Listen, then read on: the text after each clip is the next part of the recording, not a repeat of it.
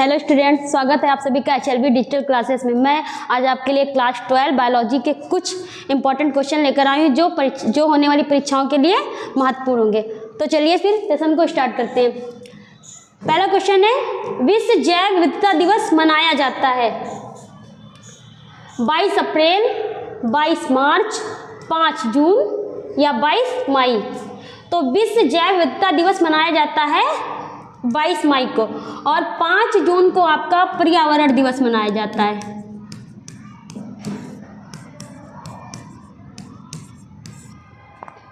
दूसरा क्वेश्चन आपका जैव प्रौद्योगिकी में बीटी क्या है। पहला है एक विषाण, एक शैवाल, एक फफूंद, एक जीवाणु। तो जैव प्रौद्योगिकी में बीटी क्या है, ये एक जीवाणु है। और बीटी को मतलब ये बायोटेक्नोलॉजी माध्यम होता है जो पहले फसल या किसी भी फसल में पहले लगा दिया जाए, जिससे कीटनाशक दवाइयों की कीटनाशक की आवश्यकता नहीं होती है। और इस एक जीवाणु जो इसका जीवाणु होता है उसका नाम बैसिलस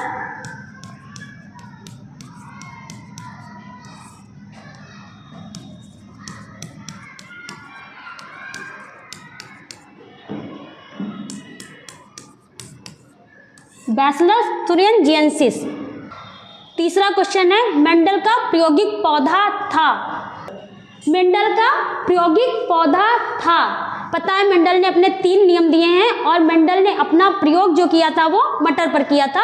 तो मेंडल का प्रायोगिक पौधा जो है उद्यान मटर है। इसमें पहला आपका सही होगा, धान पुष्प नहीं है, मीठी मटर नहीं है और गुलब्बास नहीं है। इसमें पहला सही होगा। मेंडल ने अपने तीनों नियम, और मेंडल के 3 नियम होते हैं, और मेंडल ने अपना जो प्रायोगिक पौधा प्रयोग किया था वो उद्यान मटर पर किया था।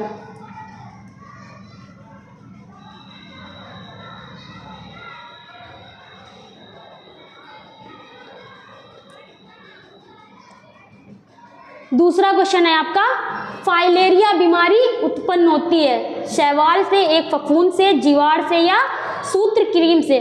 फाइलेरिया को गांव में ऐसे एक दूसरी बीमारी भी कहते हैं हाथी पांव। देखा होगा कि बहुत लोग का एक पांव जो होता है वो थोड़ा सा सूजन, उसमें स्वेलिंग आ जाती है, वो फाइलेरिया बीमारी होती है। फाइलेरिया बीमारी उत्पन्न होती है एक सूत्रकृमि होता है उससे उत्पन्न होती है। दूसरा क्वेश्चन आपका है,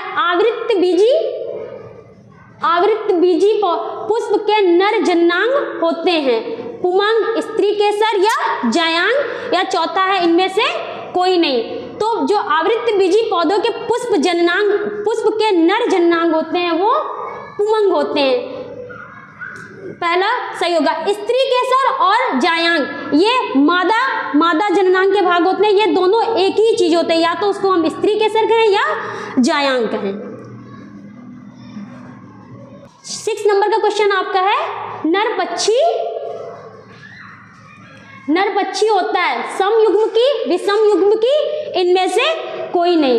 तो जो नर पक्षी होता है वो समयुग्म की होता है, क्योंकि नर पक्षी और इसका जो मनुष्य में लिंग निर्धारण होता है वो इसका उल्टा होता है। मनुष्य में लिंग निर्धारण XY होता है, लेकिन जो नर पक्षी जो पक्षी में लिंग निर्धारण होता है वो नर का Z होता है, और मादा जो होती है मादा का विषम युग्म की होता है, विषम युग्म की होता है, ZW होता है। तो आपका पहला आंसर सही हो जाएगा, नर पक्षी होता है समयुग्म की। तो चलिए आप नेक्स्ट क्वेश्चन आपका है, जेनेटिक इंजीनियरिंग का उपयोग होता है।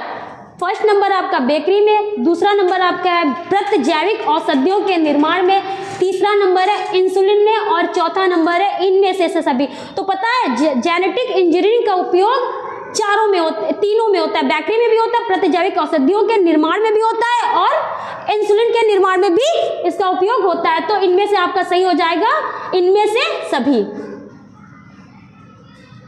नेक्स्ट क्वेश्चन आपका है, अमरबेल होती है पूर्ण तना परजीवी, पूर्ण मूल परजीवी, आंशिक तना परजीवी, आंशिक मूल तना परजीवी। आंशिक मूल परजीवी। तो अमरवेल जो होता है, देखा है ऐसे पतली पतली लाइन टाइप में होता है, ये दूसरे पेड़ पे पूरी तरह से पूर्ण रूप से उस पर चढ़ा होता है और ये पूरा तना इसका परजीवी होता है। तो मूल तना ने इसका जो आंसर सही हो जाएगा वो पूर्ण तना परजीवी।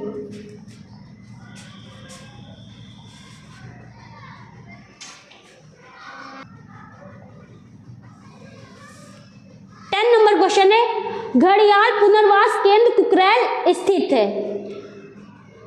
पहला है प्रयागराज में, वाराणसी में, लखनऊ में या लखीमपुर खीरी में। घड़ियाल पुनर्वास केंद्र कुकरैल स्थित है आपका लखनऊ में, और ये क्वेश्चन परीक्षा में पूछा गया है। 11 नंबर क्वेश्चन आपका, प्रोटीन संश्लेषण के प्रारंभन हेतु प्रारंभक परकूट है। पहला है AUG, दूसरा है पहला है UAG, दूसरा है AUG, तीसरा है UGA और चौथा है UAA।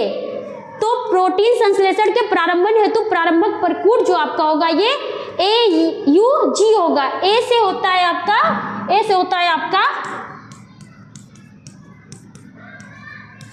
एडेनिन, U से होता है आपका यूरेसिल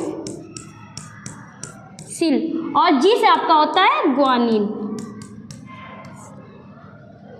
आई होप आपको ये वीडियो अच्छी लगी होगी, तो एक लाइक करिएगा और आगे भी इंपॉर्टेंट क्वेश्चन देखने के लिए चैनल को सब्सक्राइब करिए।